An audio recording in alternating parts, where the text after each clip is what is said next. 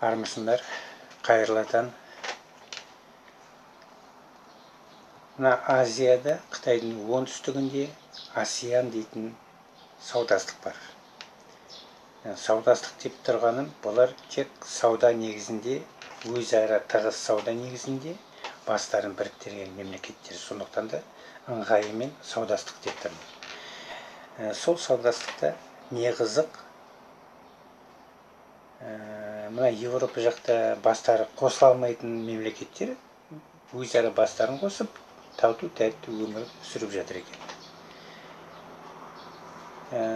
Ол жаңағы АСЕАН бірлестігінде, саудастығында мұсылмандық мемлекеттер бар екен, Малайзия сияқты, христиандық мемлекеттер бар екен, Филиппин сияқты, буддистік мемлекеттер бар екен, Таиланд сияқты, және де екі бір-біріне қайшы келетін жүйедегі мемлекеттер бар.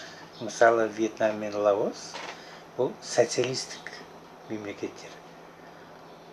Сондай жүйедегі мемлекеттер. Ал қалғандары капиталистік жүйедегі мемлекеттер.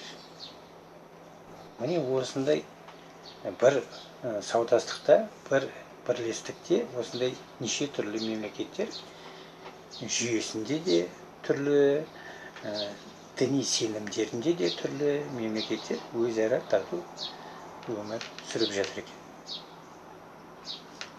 Міне